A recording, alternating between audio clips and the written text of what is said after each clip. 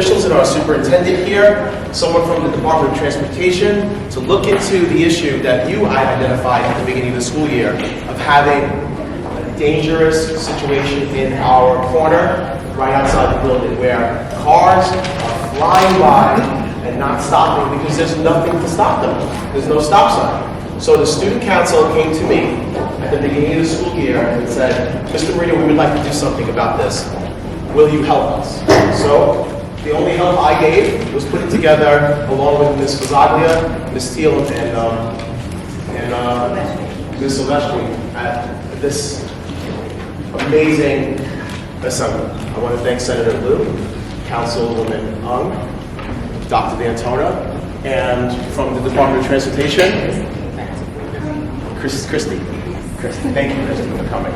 We hope that you find this to be informative and really sheds a light on the topic that we have been struggling with for many, many years now, and that is the corner that is dangerous. And I know we always seem to see, some of the kids came to me and said, how come every time there's a traffic accident, there's a study, and then they put up a stop sign or they put up a traffic light? Why does it happen after somebody gets hurt? Well, we've identified this as a place that someone could definitely get hurt, and we're hoping that the Department of Transportation in the city acts in a way that is preventative and not reactive. And at this time, I want to introduce our Master of Ceremonies. Where is he? Right there.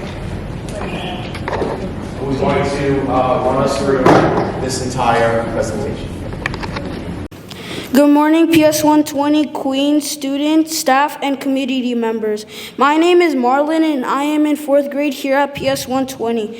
Thank you all for being here today. A special welcome to our local politicians, Assemblyperson Nili Razik, Council Member Sandra Ung, State Senator John Liu, the representative from the Department of Transportation, the 109th Precinct, and our District 25 Superintendent, Dr. D'Antona. We stand up here today to show you why we PS 120 Queens are in absolute need of a stop sign outside of our school. I would now like to introduce two of our student government representatives to further explain the need for a stop sign outside of our school.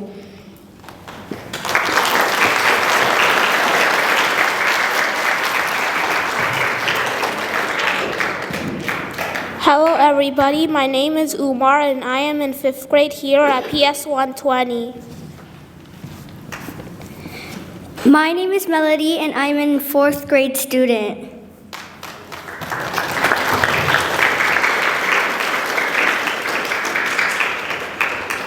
We are going to show you a video put together by our school that will depict what it looks like to drive up 58th Road approaching the dangerous intersection.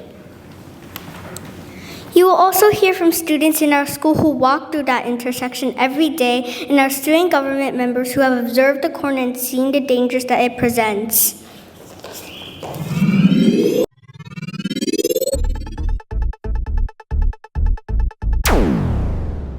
Though widely known as a dense, pedestrian-friendly city, New York City saw pedestrian deaths rise. In 2024, there was a nearly 18% increase in pedestrian deaths, which jumped to 119 from 101 in 2023. New Yorkers are going out more and more, but we are not as safe on the streets as we should be. Pedestrians have a right of way in all crosswalks and at intersections with marked or unmarked crosswalks. Yet at our school's intersection, drivers fail to yield to pedestrians.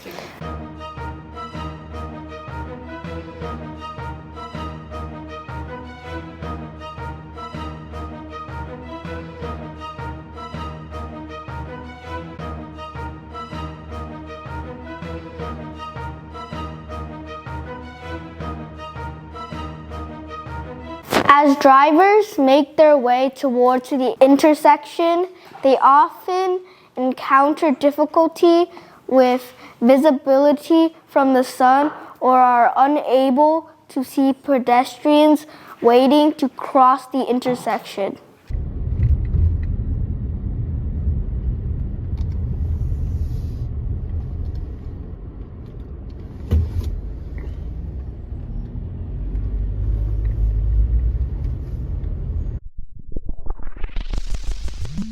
The members of our community do not feel safe walking to school and had this to say. When I walk to school, I feel like I have responsibility and I can do something for myself, but I could get crashed at the same time. The cars in the road make me feel a little scared because I walk through the intersection. I don't feel safe walking through the intersection because there's no stop sign, but we're trying to get one. I don't feel safe crossing the street to schools because some cars don't stop. Having a stop sign next to the school will make me feel safer. I don't feel safe crossing the street to school because the cars there are really fast and there's no stop sign, so there's chances that you could get crashed. Having a stop sign by the school would make me feel more safe because there would be less chances of getting hit. When I see the cars driving fast, I feel concerned because they can hit people at like any time. Having a stop sign by the school makes me feel more safe because that means the cars know that children can come by, so they would stop. I don't feel safe crossing to the school because I may get hit or my family can get hit. This makes me very sad. Having a stop sign would make the school way more safer and cars could get fined if they didn't stop. If there was a stop sign by the school, I would feel safe because the people in the car could stop when they see children. I don't feel safe crossing to the street and the school because sometimes cars don't stop and they might hit me. Having a stop sign by the school will make me feel very, very safe. Walking to school feels a little unsafe because sometimes drivers can't see little kids where they're going. Last year when I was walking to school, one of the persons, a grown-up, got hit by a car and almost accidentally fell over. Having a stop sign will make me feel safer because it will make the driver stop and look around before driving again. When I walk to school, I feel very uncomfortable. I don't feel safe crossing to the school because there are no stop sign and we need a stop sign. My name is Mrs. George and I am a school aide here at PS 120 and I unload the children from the bus that are coming to school, and in the morning I see a lot of cars that are not stopping to let the children cross and come over into the school area. Having a stop sign would be very good, so this way the cars would stop and the children would be able to walk. The city's progress on its Vision Zero goals can't be reached without major renovations of public space. So let's make our school a safer place by adding a stop sign and crosswalk.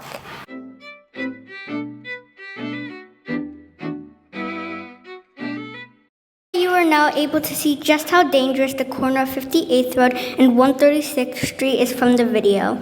Our ultimate goals of today's presentations are to implement a stop sign on corner of 58th Road and 136th Street, keep our students and community members safe, and assist with the safe flow of traffic around the school. We want to quickly tell a story that you might be familiar with, the story of PS 22 Queens working to get a traffic light placed outside of the school last year. A student at PS 22 was hit by a car on his way to school in 2023. He was thankfully okay. As a result of the incident, staff and students worked together to put a traffic light at the dangerous intersection in May of 2024. It took a year-long effort to get this traffic signal place and create a safe place for students to cross. At PS 120, we want to stop an incident before it happens. Our students, staff, and community members are scared every day that something bad will happen at this dangerous intersection.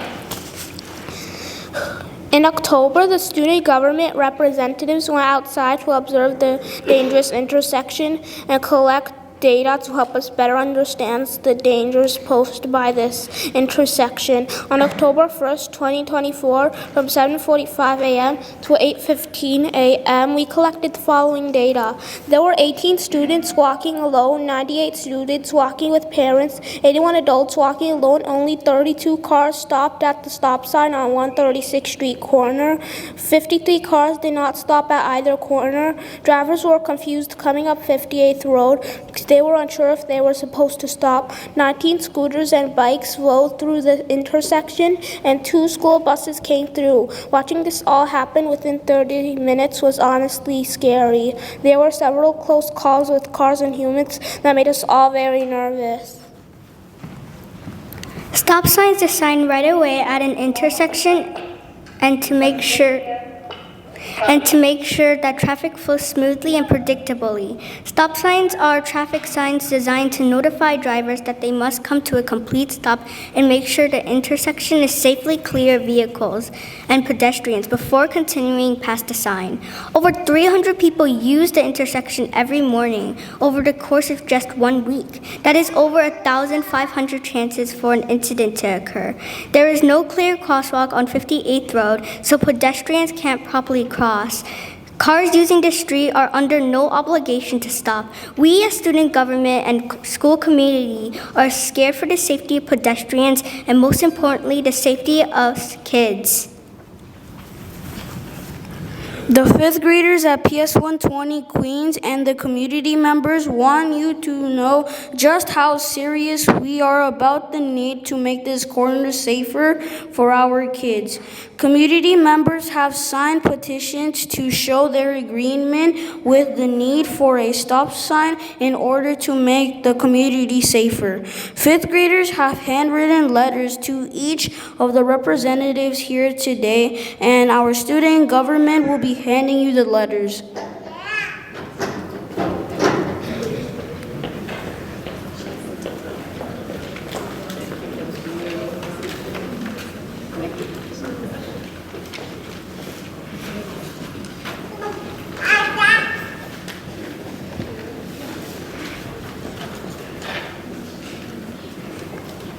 Thank you all for being here today. I would now like to invite up Ms. Silvestri, Ms. Teal, and our student government.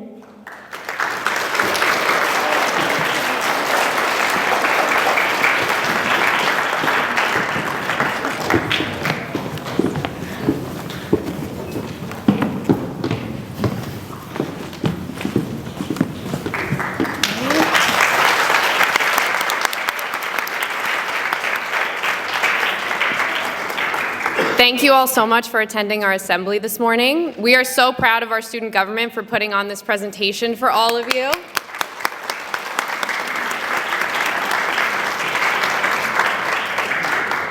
At PS 120, we take pride in teaching our students about the power of their voice in advocacy. Through civics, social studies, and student government, we strive to show them the beautiful things they can accomplish for the betterment of our community. At this time, we would like to invite our District 25 Superintendent, Dr. D'Antona, up to the stage to say a few words. Yeah, I'm gonna raise it up. I'll take the mic off. Oh, okay. Yeah, I won't fit underneath that, otherwise it'll be... Good morning. Oh, you guys can do better than that. Good morning. Guys, I am just so thrilled to see what just took place today. Huge thank you to Ms. Teal and Ms. Silvestri for the work that they just engaged their student government in. And an even bigger thank you to all of our student government representatives. Let's give them another very big round of applause.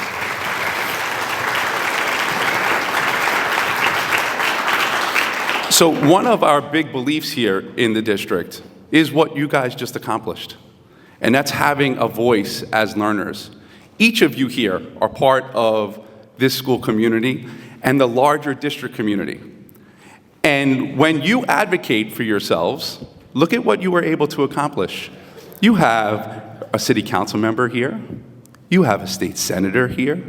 You have a member from the Department of Transportation. You have your assembly member here, all because of your voice. That did not just happen. That happened because of your advocacy for your community. And that is what's so important for us in this district, is that our kids know that when they use their voice, a call to action happens. But you didn't just come here and say you wanted a traffic light or a stop sign. You came here and you came with research, you came with data, and you came with a call to action. And I am super excited to work with all of the members that are here today to help support that action moving forward. So thank you guys so much for your hard work. I'm looking forward to work with all of our folks here today to try to make this happen for you and this school community. So thank you guys so much and have a great day.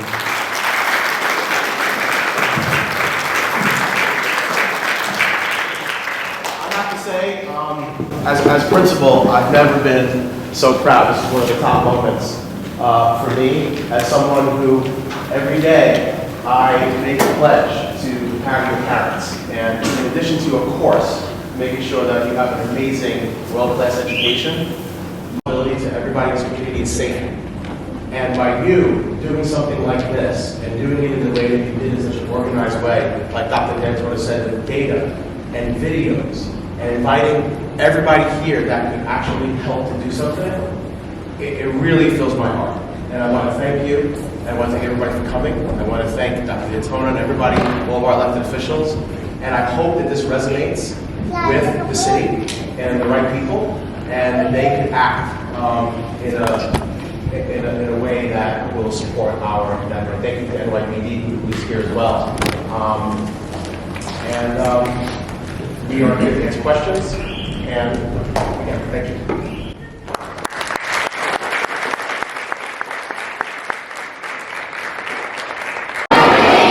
Good morning, Dragons. Good morning. Good morning, Principal Marino, and Mrs. Silvestri, and all the other teachers here, the PS 120 family, and especially our student government. I think it's already been said by Dr. D'Antona and Principal Marino, and this was extremely well thought out. The student government identified a problem, they found a solution, and they put together a plan to make the arguments in a sound way. And so it's a very compelling presentation that we have all witnessed. All of my colleagues in government are here. We have the Department of Transportation here. And the video, that video was extremely convincing.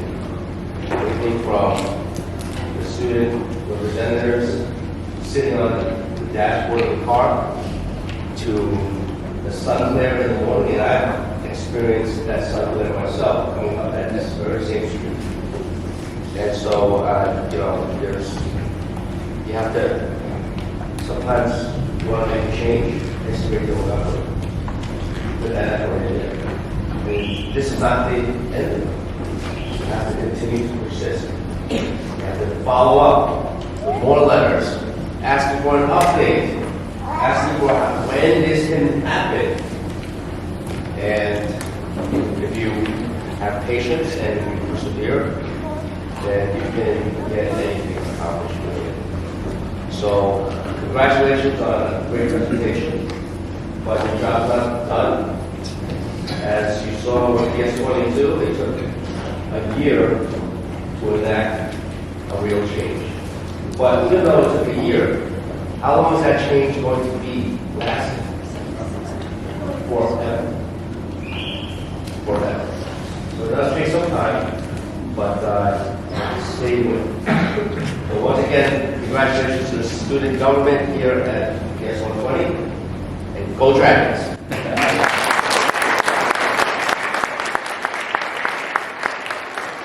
Good morning.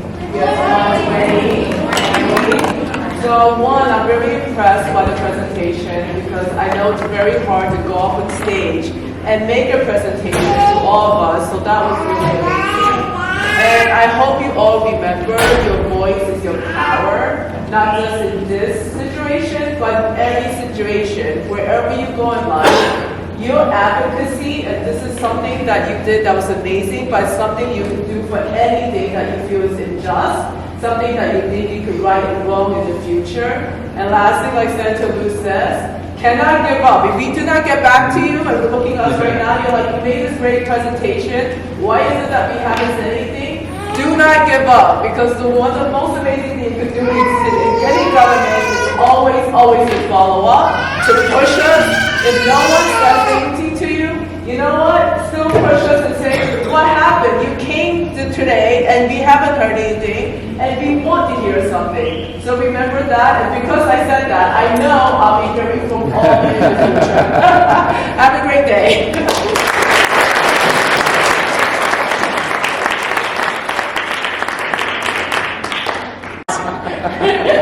So what is the process from here? What goes on next? So I did a little digging. I did a little digging, and I saw that we did perform or conduct a study in 2023 that did not meet the criteria. So we're just going to bring it back and open up a new study. Typically, studies are reopened under 36 months.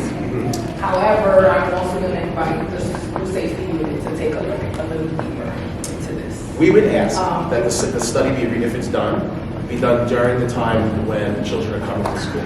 So that's typically when they're conducted, during drop-off and dismissal times. Because that's when, of course, we expect them to volumes. Great. But it has to meet a certain criteria, federal guidelines. Okay. So I know it seems easier than it is, but it's not as simple. Will you keep us updated along the way, every step that goes on? So as you can see, we have my contact info. I work closely with the Councilman's office, the Senator's office, and the Senator's office. Great. There is some accountability. I will be getting emails from Alexander, like, give me updates on this. So definitely we'll invite our engineers, revisit and see what we can do. We will be. We've also worked very closely with the precinct. Again, a lot of our studies are data-driven, so we have to see the volume. We have to see the crash data, unfortunately. I know one side we're being proactive and not reactive, but if the volume does not meet the criteria, unfortunately. Well, we'll be working with you. You'll be hearing from us. I think the word tenacious is what I'm going to say. But we have a toolbox of other things, that we can also study and implement. Sure. If the criteria is not met. And a range of things can be from like a speed hump to speed cameras. We can look at a race crosswalk, things of that nature. Great. We look forward to a common sense solution. No problem. Thank you. My pleasure.